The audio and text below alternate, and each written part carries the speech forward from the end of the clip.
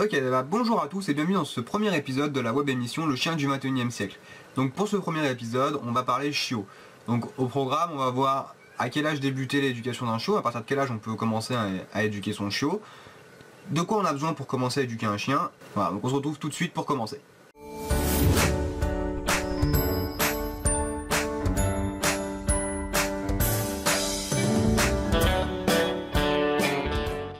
Donc à quel âge commencer l'éducation d'un chien? C'est vraiment une question qui revient très souvent et qui est logique de se poser. Voilà, quand on récupère un chien pour la première fois, on en a déjà, ou c'est pas forcément le premier, on se pose toujours la question à partir de quel âge je vais commencer à lui apprendre les choses, les bons comportements, lui apprendre à revenir quand je l'appelle, à marcher en laisse, toutes ces choses-là. La réponse elle est extrêmement simple, le plus tôt sera le mieux.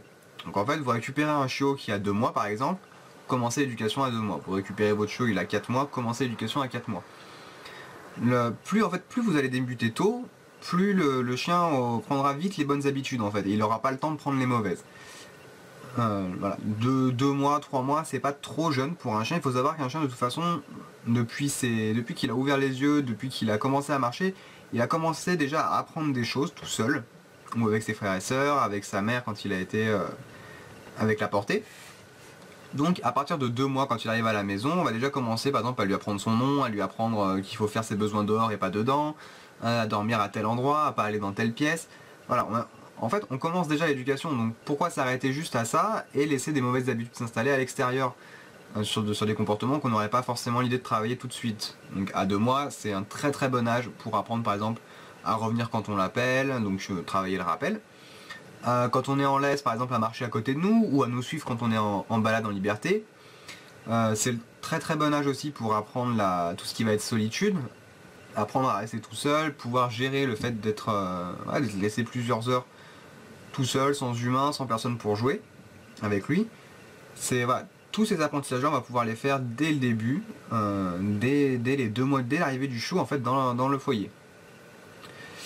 Ce qui est intéressant de travailler aussi, de se pencher dessus quand on a un chiot à 2 mois, 3 mois, 4 mois, ça va être de travailler sur le côté social du chien. Donc on sait que le chien a besoin on parle beaucoup de socialisation,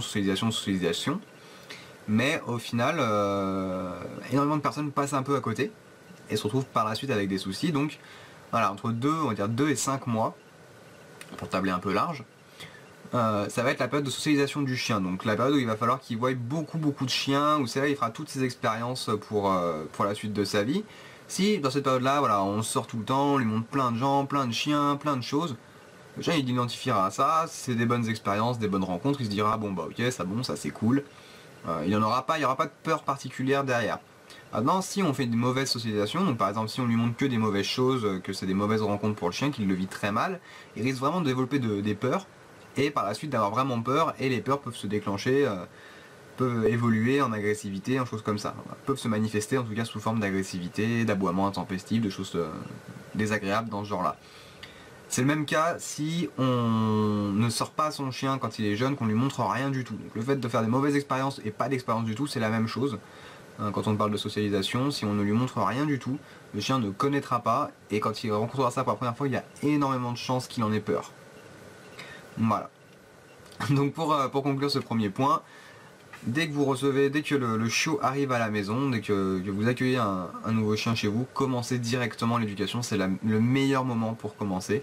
Vous avez un chien qui est vierge de toute expérience avec l'humain, plus ou moins, laissez-le pas prendre de mauvaises habitudes, faites-lui prendre directement les bonnes habitudes, et prenez-vous aussi les bonnes habitudes si vous êtes complètement novice dans le chien.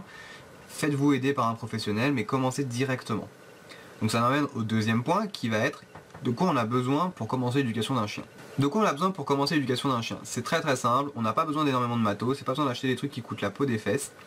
Vous aurez besoin en premier lieu d'un collier, donc prenez un collier plat tout simple avec, si vous voulez le prendre en cuir, qui soit un petit peu joli, voilà. Avec un chiot, vous embêtez pas à mettre énormément d'argent dedans, de toute façon le chiot va grandir et le collier lui ira plus très vite. Donc prenez des colliers pas chers au début, une fois que le chien sera adulte, là vous pouvez dépenser un peu plus dans un joli collier, quelque chose qui vous fait plaisir, avec des jolies couleurs, choses comme ça. Moi ce que je vous conseille vraiment pour un chiot, c'est d'utiliser un collier plat, tout simple, en nylon, ça coûte vraiment pas cher. De toute façon, vu que le chien va grandir très vite, il faudra le changer régulièrement, donc prenez des colliers, voilà, vraiment pas chers. Vous pouvez vous en tirer pour un chiot pour moins de 10 € le collier, ce sera amplement suffisant. Pas besoin d'utiliser des colliers en chaîne, les colliers étrangleurs, les colliers avec les pics intérieurs qui s'appellent les torquatus ou colliers dans le même genre. Les colliers électriques c'est le même délire, enfin il n'y a pas besoin de ça pour éduquer un chiot. Un collier plat, tout simple, suffit amplement. Ensuite vous aurez sûrement besoin d'une laisse, si vous habitez en ville, si vous souhaitez aussi sortir votre chien en laisse. Ça amène toujours un petit côté sécurité. La laisse pareil, pas besoin de dépenser des 100 et des 1000 dedans. L'avantage de la laisse c'est que vous pourrez la garder plus longtemps, parce que même si le chiot grandit, la laisse, voilà, on ne lui attache pas autour du cou, donc ça pourra toujours être servir pour tous les stades de sa vie. En laisse, moi ce que je vous conseille, c'est de pas prendre une laisse trop courte. Je vois souvent des gens avec des laisses de 50 cm, c'est vraiment trop court ça. C'est-à-dire que dès que le chien va bouger, ça va tirer sur la laisse, ça va pas être confortable. Utilisez des laisses qui font à peu près 1,80 m à 2 m. Et moi ce que je vous conseille vraiment, c'est d'utiliser les laisses 3 points qui sont réglables. Évitez quand même les enrouleurs, c'est pas super pratique. Et avec le temps, vous verrez que ce sera vraiment pas un outil forcément très adapté. Mais voilà, prenez une laisse en nylon toute simple. Si vous souhaitez une laisse en chaîne, une laisse en cuir, voilà, la laisse c'est quelque chose que vous garderez beaucoup plus longtemps qu'un collier. Donc là vous pouvez dès le début mettre un petit peu plus dedans.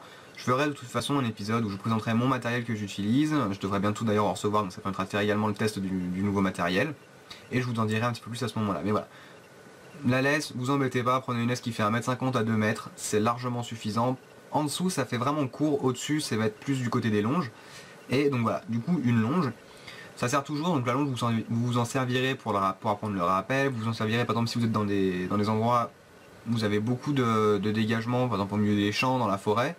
Avoir une longe à portée de main, ça peut être toujours pratique, ça permet quand même de garder un minimum de sécurité vis-à-vis du chien, s'il y a une route pas loin par exemple, et de l'avoir quand même en semi-liberté. Donc la longe, moi je conseille à peu près une dizaine de mètres. Voilà, vous allez dans les magasins de sport au rayon chasse ou au rayon équitation, ils en vendent des vraiment pas chers qui font 8-10 mètres. Ça suffit, pareil, on n'a pas besoin de mettre 50 € dans une longe, l'effet sera le même, au final elle traînera par terre, elle sera sale et autres. Donc prenez-en une pas chère dès le début, si vraiment ça vous embête, allez rayon, comment ça s'appelle, rayon alpinisme, la rayon escalade, prenez de la corde à escalade ou de la corde de camping un peu plus fine, un mousqueton, prenez, voilà, faites un nœud et c'est parti, vous avez une super longe qui vous a coûté rien du tout.